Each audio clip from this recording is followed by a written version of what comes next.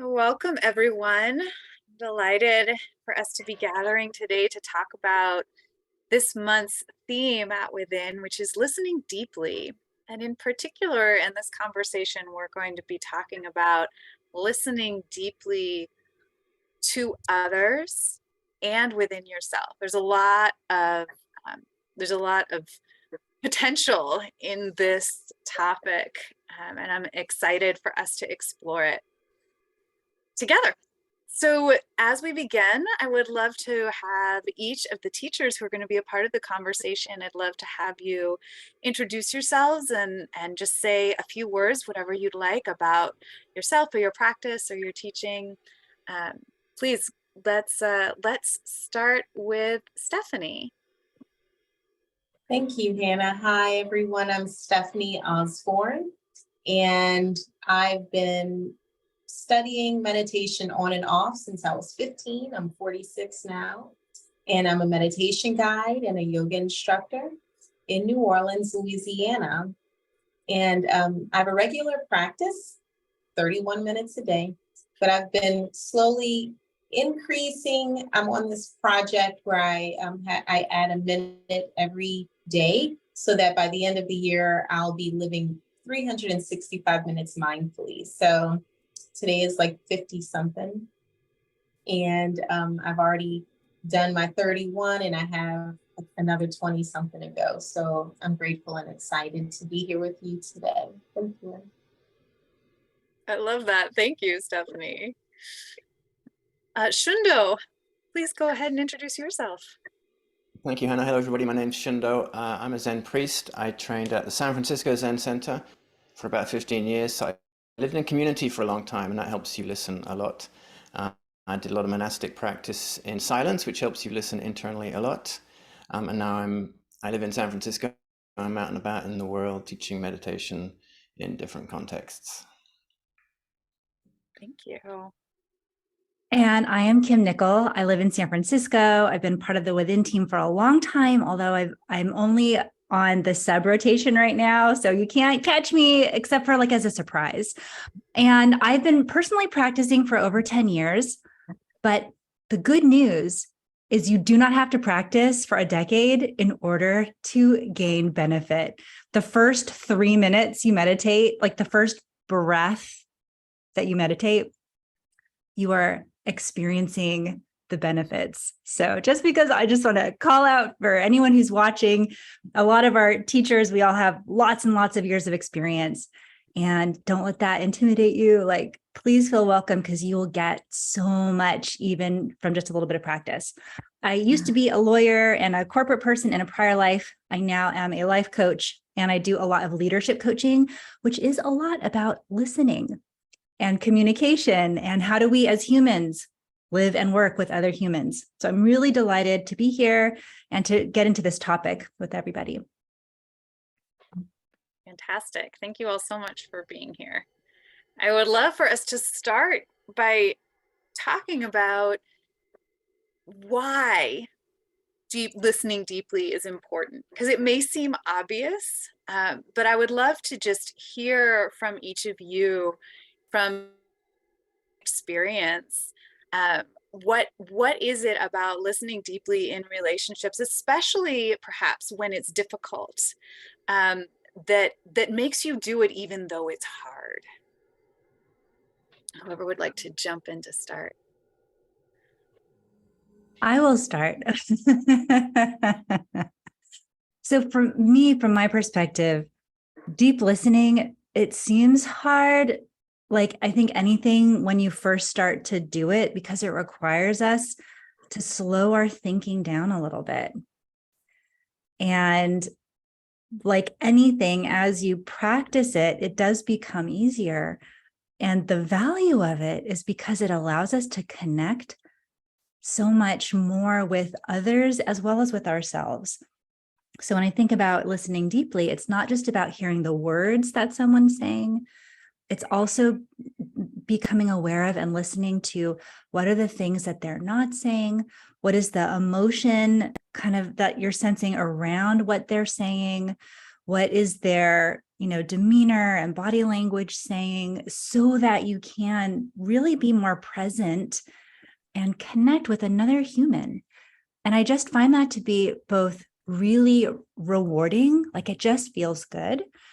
And it's also super useful in terms of creating great relationships in our personal lives, in our professional lives, and even with strangers, right? Like just the way that you are a human in the world, crossing paths with other humans, the ability to be present and listen deeply becomes really, really useful in that sense. Kim, you nailed it. You nailed it. That is right on. Listening deeply allows you to connect more with the folks that you're communicating with, and it creates a bond. It also leaves the person speaking feeling heard and seen, and it also allows for understanding and clarity, which I feel like I'm repeating what Kim said. It's like, I feel like you just said the whole definition, which was perfect, but thank you. Shundo? Well, just to add to what Stephanie said, being seen, like everyone wants to be seen. It's a deep human thing that, when we don't get it, we feel the pain of that. And when we do get it, we feel nourished, we feel encouraged. And so when we can listen and allow someone to feel seen, I think that's an incredible gift that we get to give. Yeah. I also want to add, though, because I know this was a question that was surfaced earlier, that in a situation where someone is coming at you with what might seem like a lot of aggression or a lot of hostility, right? In that sense, too, listening deeply can be helpful because it both, for me, the way I experience it is it allows me to be in the presence of someone having an emotion, and they are saying words to me, and it allows me to, number one, not take it personally, so I can be present with it without feeling like it's hitting me and hurting me in some way. And also in some situations, and what I do for myself and what I advise some of my clients to do in that situation is to simply take that perspective of, this is really fascinating. I wonder what is happening with that person that is like creating this in them, like it, to access that curiosity of like, what is going on that they feel that their best option right now is to raise their voice, to call me names, to shout at me, like to whatever it is. And it allows us to stay present rather than kind of closing off, pulling back, shutting down, and going into our head about what we want to say to them. So it allows us to remain connected, but still staying really safe for ourselves. Thank you. And the more that you meditate, the more that you're able to regulate your emotions and see things more clearly instead of reacting. Because we always have this kind of metaphorical tape playing in the back of our minds.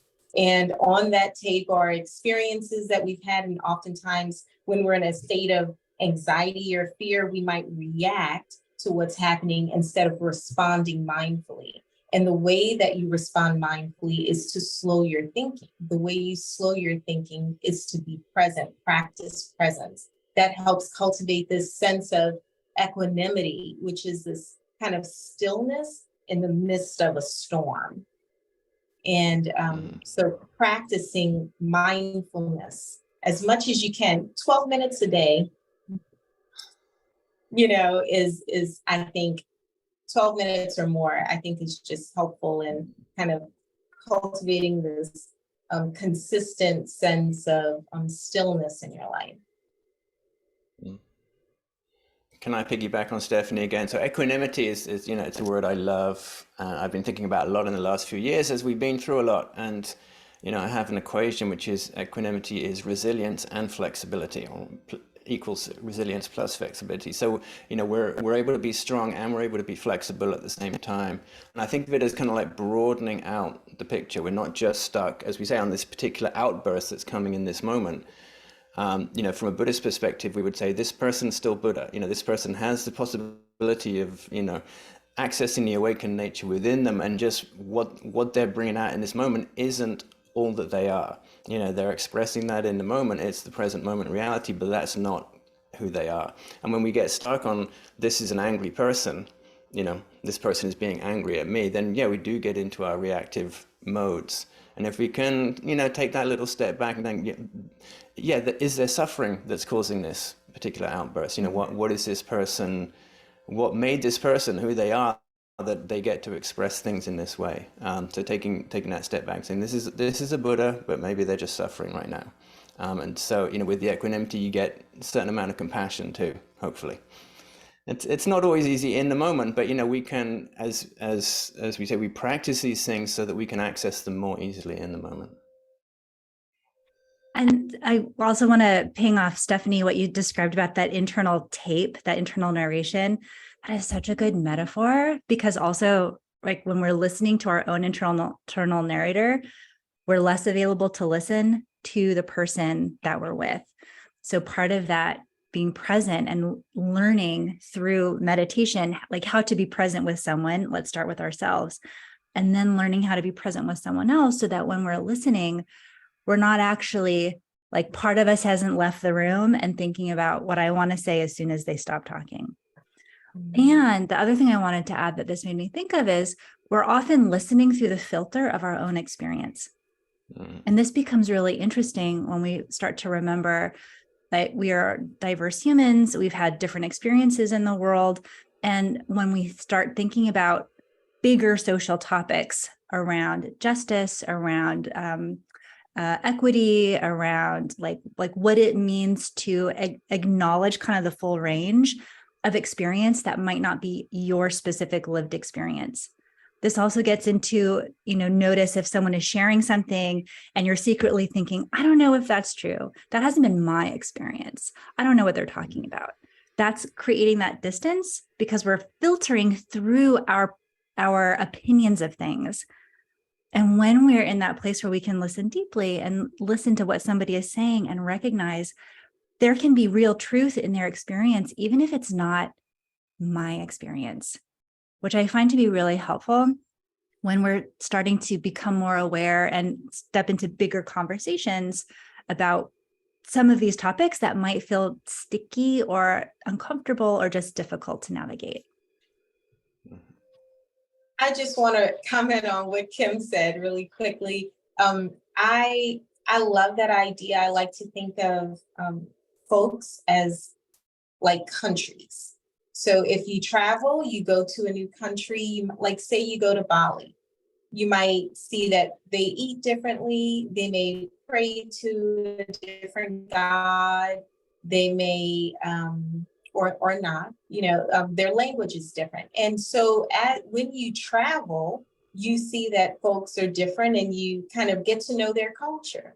And that's the same way we can do with people, seeing them as a whole country. When you're looking at them, you see one thing, there's so much there.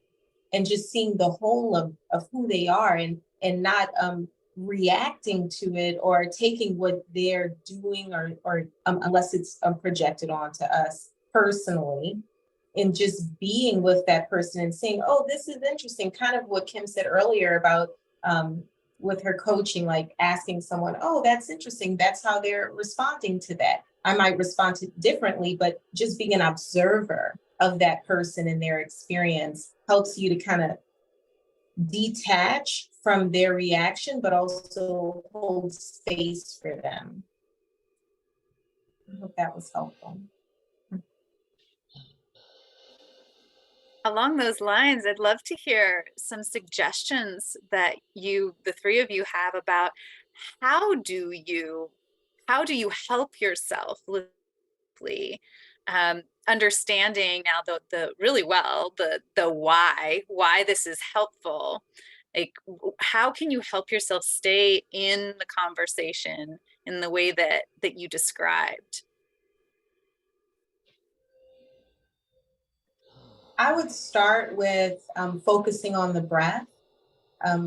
You might even ask yourself in the moment, like if you're finding that you're having a challenging time staying with what the person is saying, give yourself space to maybe ask a question, like repeating what they've said. Like, did I hear you say this? Is this accurate? I thought I heard you say that. Is that it not only allows the person to feel heard and seen, but it also helps you to stay in the moment with that person. And there are other ways, but I'll let Shundo and Kim share. Well, I was thinking, yeah, these I've done a lot of looping exercises where you listen to somebody and pay attention and say, I heard you say this. Is that an accurate reflection of what you said? And so, if I'm listening to someone and I'm having a hard time, I imagine, okay, they're going to ask me to loop that back in a minute. And then it's like, can I really keep paying attention to, to what they're saying? And I know personally, I sometimes tune out if I think somebody's just kind of blathering on, like saying something completely meaningless. But, I just try to keep watching their face, try to keep watching the expressions and all the other ways, as Kim was saying earlier, that people do express themselves, without the words, to see, what is going on. But yeah, just imagine that, they're going to say, okay, please tell me what I just said to you back, because that's a great exercise to practice. For my part, I have two responses, and the umbrella of it is around context. So different people, different relationships, your approach and strategy might depend on the context of it. So for one example, with my dad, and I've shared this story before, so he'll be okay if I share it. But with my dad, so we have a generational difference and we have some different worldviews about things. And I used to always feel kind of like I had to go to prepare for battle when we were going to have these big family holidays. Cause I'm like, oh, he's going to say all that stuff he says, and I'm going to have to tell him why he's wrong about things. And so I'd go in feeling like ready, like I love him, but like he's so wrong on this. Okay. And one day I decided, you know what, the experience that I want to have with my dad at this Thanksgiving feast, I just want to enjoy being with him because he's getting older. I won't have him forever. And even though we don't see eye to eye on things, in this moment, the thing I care most about is connecting with him. So what happened then is we got to dinner and he started to share his opinions about things in this very here's what's wrong with the world today. And instead of responding to the words he was saying, instead I kind of went underneath and I said, it sounds like you're really worried about the future. And it changed that moment completely, because all of a sudden it wasn't about what's happening out there in the world. It was about what's happening like in his heart. And he said, yeah, I am. Like, I'm worried about you and I'm worried about your brother and the grandkids. And I just don't understand. And it just completely changed what we were talking about. And so, for me, when it's like, well, how do we stay present and listen, especially if things start to feel a little heated? That's one way to do it. We can say, these are the words they're saying, but kind of what's under that? Are they feeling worried? Are they feeling frustrated? Are they feeling where's that coming from? So that's one approach. The other approach that I've found to be really helpful, and this is if I'm in a conversation with someone where I feel like this comes up for me specifically in conversations around racism and social justice and lots of things that I feel like very much a beginner in learning and understanding and wanting to learn more.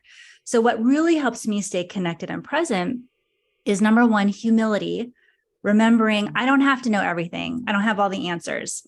I think as an adult, a lot of us get conditioned where we're supposed to have all the answers and we're supposed to be right. Okay. But when we're learning something new, it helps to remember I actually don't have all the answers. And so the curiosity to be humble, to listen and learn, and to remember, like, my job is not to be right. My job is to listen and to understand and to consider like a new perspective. I just want to say that not only as adults, I mean, I grew up in a family where we were expected to know everything and be right about things. And so there was a lot of pressure to, to say things and to not be curious, but to say, this is what I know. And, when I think about a broader context of that, there's a kind of a certainty, like I'm going to build up a worldview of certainty. This is how it is. this is what the world looks like. And I'm going to speak as a, middle-class straight white guy, it's very comfortable for for me to be in the world because the world looks like that a lot of the time, and I don't get challenged on that very much. And then when you hear different perspectives, it's like, wait a minute, but I have this certainty that, this is how things are, and this is how they've always been, and this is what I was brought up to think, and this is it. And so it's the ability, which I think comes right at the root of a lot of this stuff, the ability to let go of the certainties that you've accumulated, whether that's factual knowledge or even just the voices in your head. Like there are certain voices in your head, which we all have, which sound like they're very convincing, but they're not necessarily truthful. They're just loud voices in your head. And so being curious about those, maybe we'll talk about those when we get to internal experience, but also just in terms of like how the world is. I grew up in a very particular, very sheltered, very secluded kind of part of the world. And as I grew older, it's like things aren't like that for everybody. And I could retreat into like, but I like it being like this for me, or I could expand into like, I want to know how it is for everybody else. And with a Buddhist practice of everyone is equally worthy, equally valid, nobody is lesser than anybody else. How can I take in all those worldviews if I'm holding on to this sense of like my sense of certainty to how the world is? And so, I when I was thinking about this conversation, it's like this idea of breaking apart our own sense of certainty can be a key to it. And so the listening is, a great ingredient in that. I love that. One of the things that's coming up for me, as you mentioned that too, is we have such an instinct as humans to make things, to be secure. And the certainty is a part of that. It's like, if I'm sure, then I'll be secure. And one of the things I love about listening deeply, as you're describing, is that it gives us not only the permission, but sort of the mandate to let go of that false sense of security that we get from clinging to that security, and instead just opening to, I don't know, and I want to know. And sort of building off of that, one of the things that often comes up, I have noticed in my own experience in conversations, particularly around race and privilege, is that somebody who is not the same as each individual person is, so I'm in a room with somebody who is different from me, I don't want to make them tell me what is it like to be you, right? I don't want to make them teach me how it is to be them, either as their own individual, but especially as like a representative of a category that is not me. And so I'm curious, any thoughts the three of you have about this challenging line to walk around being curious and humble, and also not making somebody else be the one to teach you. I would like to comment on that. Thanks for asking that important question. Yeah, as a Black woman, I definitely don't like to always be the spokesperson for my tribe of Black women, or Black people. So everyone doesn't want to be the spokesperson. So not necessarily. Some folks are ready to educate and share, and some folk don't really want to do that. So you can always Google things and you'll find a slew of different, answers. But if you're wanting to talk to someone who's with you, it's important to ask them, share first your intention, even investigate for yourself. What is my intention for asking this question? Do I want to debate, or do I want to fully understand? And if you really want to understand, you might ask someone that you're in relationship with, I saw this and I'm interested in this. Would you be interested in or willing to share with me how you feel about this experience, your own personal experience? And then it's really important to listen without trying not to interpret, but just listening, like kind of like Kim expressed earlier, noticing, the inflection in their voice or their tone and their body language, and then asking follow-up questions, as Shundo mentioned about the Shundo, what was that? What's the term that you used for how when you listen to someone and you have to repeat? Looping back.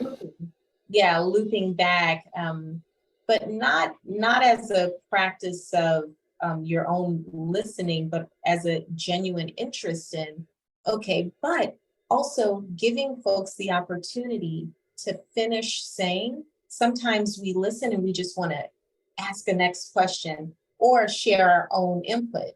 And so if you might want to investigate for yourself, am I interested in sharing?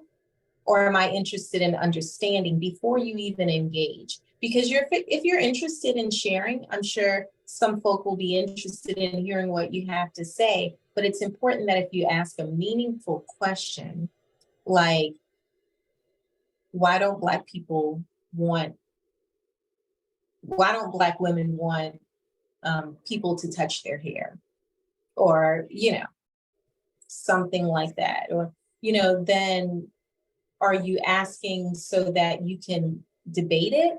Or are you asking because you have a real interest? And if you're genuinely interested, you might notice that even if questions come up, the more someone talks and you allow, the answers will come. And after they've talked for a couple minutes, you might say, may I interject? I have a question about that. Is that okay? So, yeah, thank you. I love all of that. And I also want to add, as I was listening to Stephanie, just two things really stood out that I just want to put big hearts around. And one was the awareness of what is my intention? Mm-hmm. And then the second was about asking permission. Are you available for this conversation? This is a conversation I want to have. Can we have it? And letting that person decide if they're open to it or not. Right? Because what I found for myself too, is there are lots of different places that you can have the conversation you want to have. And not every place and every person and every time is always going to line up, but be resourceful and look for places and people that are open and available to have the conversations that you want.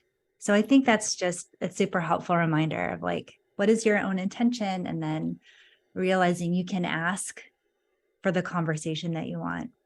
And then on the reverse, if someone approaches and is oh, you're half Filipino and I really would love to talk to you about your experience. It's also okay to say, I am not available for that conversation right now, but I love that you're interested, but that won't be me today.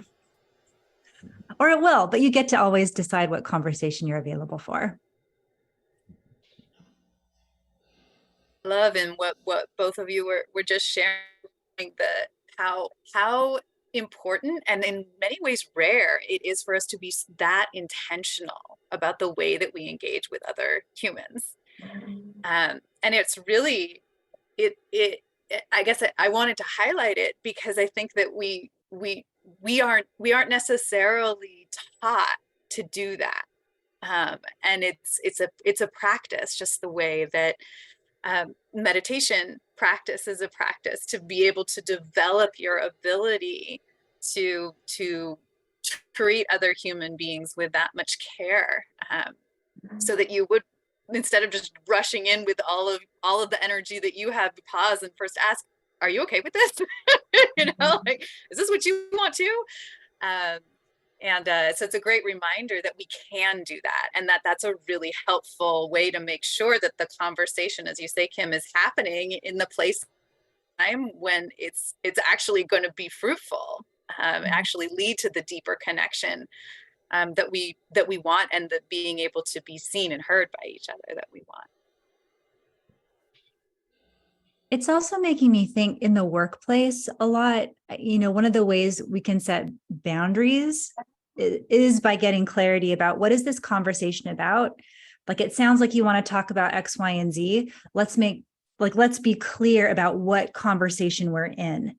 And I find that it can be very empowering to remember that you can ask questions, that asking for clarity about what is our intention in this conversation, what is it that you're looking to accomplish, or achieve here, can also be not just a way of connection, but also a way of boundary setting. And just, let's be really clear. And it does take some practice to learn how to do, because it can feel super awkward at first, but I'm telling you, it is so worth it. It makes everything easier. Yeah, I remember having experiences like that, living in community, where somebody kind of bowls up to you and say, hey, can we talk about this thing? And I'm like, actually, I'm not in a place to talk about that right now. Can we set up a time tomorrow or later on where we can talk about that? And then you've got that kind of mental preparation, like, okay, I'm ready for this conversation. I'm ready for it to happen. But I think, living in a Zen community, there was a little more, kind of expectation that you could do that it was safe to do that. So, but it helped me out on several occasions. Well, one of the other pieces of this conversation is about listening inside yourself as well as listening to others. Obviously, the two are pretty deeply connected. But I'm curious to hear from the three of you about I have two questions that are coming up. One is building on what you were saying about setting boundaries. How do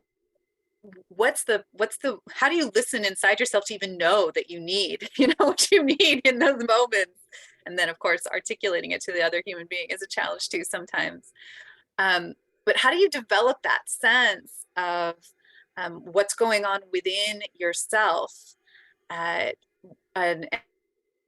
any path, either about how you do it or about you've seen it bear fruit in your life? I think the more you meditate, the more you connect with your intuition, which is your body. That's in your gut or your chest or throat is a lot of times you might notice your emotions are stored there. And the more you sit in silence, the more you connect with, oh, I'm feeling anxious. And that's like a tight ball in my stomach, or I feel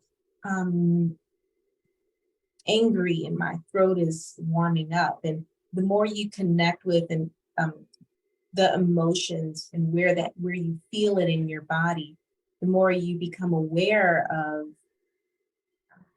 I think it's connecting with the body, and that allows you to resource yourself instead of looking outside of yourself for answers and support, which is also important sometimes, but connecting inwardly is strength and helpful. So, and you get that with meditation, I believe. The more you sit in silence, the more you're able to connect with your intuition, which is directly connected to source, God, the universe, and that's where the answers come. It's like a direct response to the body's reaction.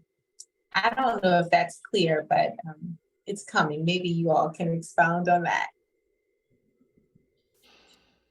Yeah, so I'm just think I agree with everything you say, so definitely, totally. And it took me a few years to realize that meditation was a physical practice, not just like I'm going to park my body on a cushion and get to work with all this stuff up here. And the deeper it went, the more kind of the connections I could see between thought, energy, and emotion. And any particular train of thought you have, you could feel it manifesting in the body somewhere. And conversely, like as you say, you have the intuition about an emotion, like, going for the throat or the heart or the stomach. And then not necessarily directly, but as you pay attention to it, you can unpack what's going on, what's behind it. It's not that the mind kind of says, oh, here's this feeling, it's this necessarily. Sometimes it does, but sometimes it doesn't. Sometimes the body will come up with stuff and you think, where did that come from? And I remember, I've spoken about this before, but every time at the beginning of the pandemic, I sat down to meditate, I could feel grief coming up. And I wasn't grieving any particular thing or a particular person, but I think it was just my body kind of responding to the, the fact that we're all in this incredibly difficult situation. I was going about my day-to-day life, just managing to deal with lockdown and everything like that, but my body was grieving, and every time I meditated, I could feel that. And it took me a while to actually tune into that and say, oh, that's grief. That's what's going on here. But yeah, you tuning into the kind of the energy that's going on, and yeah, the reality of that. That's the important part, and it's the interconnection of it as well. It's not like we have this set of thoughts and then we have this body that's carrying this set of thoughts around. Like the body is manifesting it all too. This is all so good. And it's also making me think too,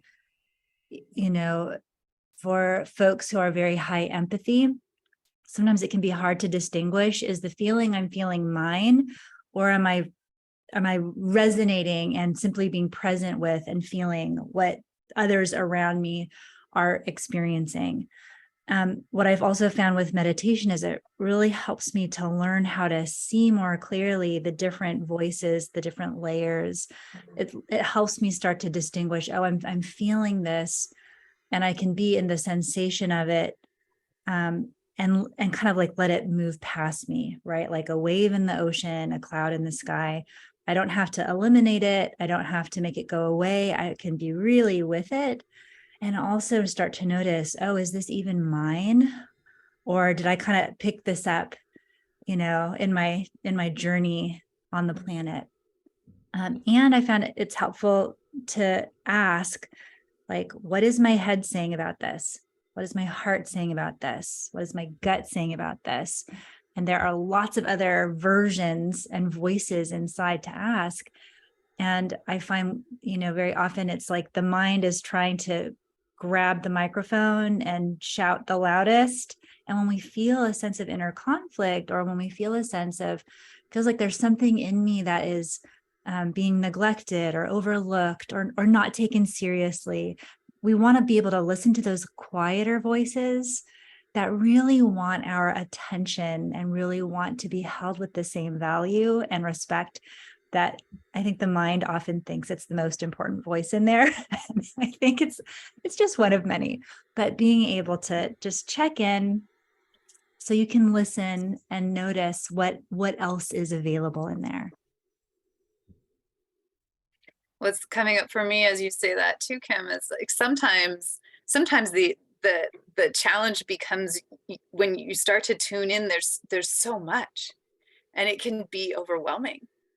And especially if you start to spin out on it in a particular story, whether it's creating anxiety, a sense of anxiety, or another emotion that can be overwhelming. So I'm curious to hear from you all. How do you listen deeply and not get carried away, in a way that is not helpful? When you're lying awake at 2 a.m. and your mind is still going, you're like, I just need to not be hearing this anymore. I'd love to hear any thoughts you have about that. Yeah, I'll take a first response. And one is, we start to be able to discern, when am I ruminating? When am I spinning? I think we know when we're in that, so we can distinguish. And then, similar to what Shundo and Stephanie were saying, come back to the body. Come back to your physical body, rather than letting the train of thoughts like drive so far away, but come back to, okay, like that's there. And what am I feeling? What does it feel like in my feet right now? What does it feel like at the tip of my nose right now? What does it feel like at the sides of my eyes right now? Right? Bringing that awareness into the physical, especially if it's 2 a.m. and you're in bed trying to sleep, like letting yourself come back into your body can feel very grounding and let us unhook from the spiral. Thanks, Kim. That's really helpful. And I love the distinction that you're making between rumination and meditation.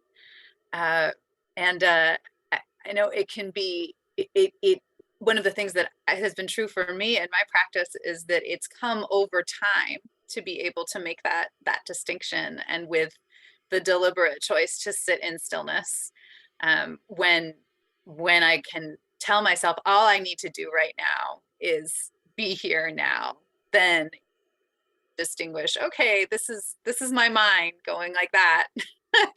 And here is my body, and here is the present moment, and making a distinction between those. One of the things that I'm noticing in this conversation is the many layers of listening that we're talking about, and how the deep listening inside ourselves to our bodies, as you were just saying, Kim, as well as to the many different voices, has that same parallel that we were talking about earlier in the conversation when we're listening to other people. And we're listening not only to the words that they're saying, but to the feeling that we're getting from them, and watching the physical. It's very rich. Deep listening, it feels very rich. Yeah, I also wanted to, oh, go ahead, Shundo. You go ahead. Well, I was just going to say that, Kim pointed out, we get kind of clouds passing over, and, stuff moves away, but sometimes we get weather systems that do get particularly stuck, and it's helpful to know, oh, this is my particular weather system, like, oh, this is the kind of stuff that comes up over and over and over again. And again, it doesn't make it any more true. It just makes it kind of a more sticky pattern. And so, we recognize those sticky patterns of thinking and feeling that we get, and know that, again, we're more than all of that. And we don't have to get stuck in it just because it's there a lot. Sorry, Stephanie, please. That's okay. Thank you. Yeah, I've had some issues with waking up in the middle of the night and just, looking at the time, it's 2:30, 2:33, 2:35, it's like,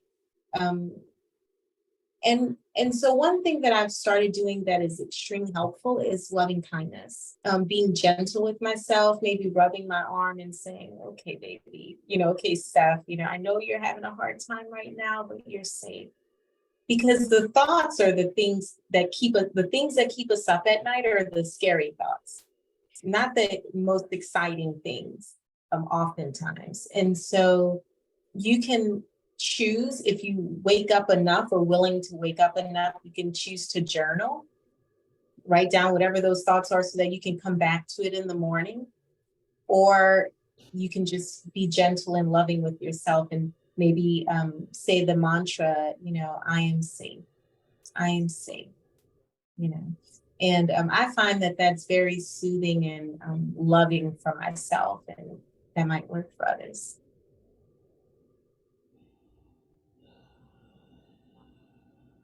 I love that, Stephanie. And one of the things that came up for me as you were saying that too is that sense of compassion that we have when we're able to see another human being where they're at and what they're struggling. That compassion.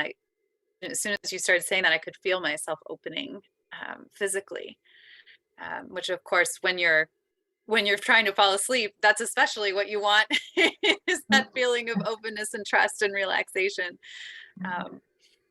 Yeah. For me, I'll just share, it's so valuable to listen to the wisdom of your inner knowing. So I so appreciate, Tim and Denise, both of what you shared from your own experience. I think sometimes we think the answers are out there in someone else. I think Stephanie mentioned that too at the beginning of our call, but being able to listen to yourself and learn from your own lived experience is so valuable. And the other thing that stands out is just listening is a receptive act, but it's that practice of receptivity. I think sometimes we forget that being receptive and listening, it's not passive. It's actually very powerful. It's very valuable, and it changes when we remember that. Wow, Kim, that was like a pinpoint right there. That listening is not passive, and I think a lot of folks feel like if you're listening, then you're not engaging in the conversation. That is so powerful, that being receptive is an action. Thank you for sharing that. And Tim and Denise, thank you for sharing your experiences are valuable and help others gain insights as to where you are and where you're going, with clarity. So thank you. Shonda? Yeah, so the Kung Fu artist or the Kung Fu, adept always has their own ground because they're trained to move from that place. And that gives them the skill to respond in the moment, whatever is coming at them. And that's, it's an amazing skill to be able to have. But it's just to piggyback off what Kim's saying, it's a relational skill. Like, I have my ground here, and my ground may be kind of feeling good or maybe not feeling good. But when there's an interaction, then, how do I move while keeping my ground? And, that's a training. It's a practice that we have to keep working at. And sometimes we'll get derailed. We'll kind of think, oh, this is my ground, but actually it's somebody else's ground that we've taken on. So, how do we feel? How do we find, and you can't see me, I'm pointing right down the base of my belly because that's, in the Zen school, we talk a lot about this area, down in the base of the belly. This is your center of gravity. And that's when you do martial arts, that's where you move from. And so when you sit in that place, and get experience of that place, it gives you that kind of ability, and I'll go back to the word resilience, that resilience and the flexibility, which make up the equanimity. So that's my offerings. Thank you. Thank you all. I've so enjoyed hearing all of these perspectives on this topic with you today. And I wanted to close our time together by having each of the teachers just mentioning when the students can sit with you through Within. And let's start with you, Kim. I'm not on the regular calendar, so I'll say take classes from any and all teachers because every teacher has something really unique and wonderful and valuable to offer. How about you, Steph? When can people sit with you? Yeah, thank you. Thank you for that, Kim. That's true. I've taken classes with other Within teachers and they're all amazing. I guide primordial sound meditation, which is an inward mantra-based meditation by Deepak Chopra every Wednesday morning at 8:30. Is it 8:30? Pacific, yes. Yeah, 8:30 Pacific or 10:30 Central Standard Time. And I'm the next class I'm within schedule. I'm Wednesday at noon Pacific time, which is a Zen style meditation, which is quite a lot of it's in silence. Fantastic. And we've got some great things coming up in the next couple of months at Within to help you go deeper beyond what we teach in the daily classes. We have 2 circles that are forming. One that Desiree Matloob is going to do on insight and action, all about helping you define your vision and your goals and move forward with intention. And then Devin Pipers is going to lead Mindful Living Circle 3, which is going to be about really studying intense the study that she herself did around the Yoga Sutras. And we're offering some retreats. We have a weekend retreat that is happening in April. Just north of the San Francisco Bay Area in Sonoma. And then we have a longer retreat, a week-long retreat that's happening in Mexico in June, and other retreats in the works. So I hope that you'll be able to deepen your practice and continue your journey with us. Thank you all so much for being here today.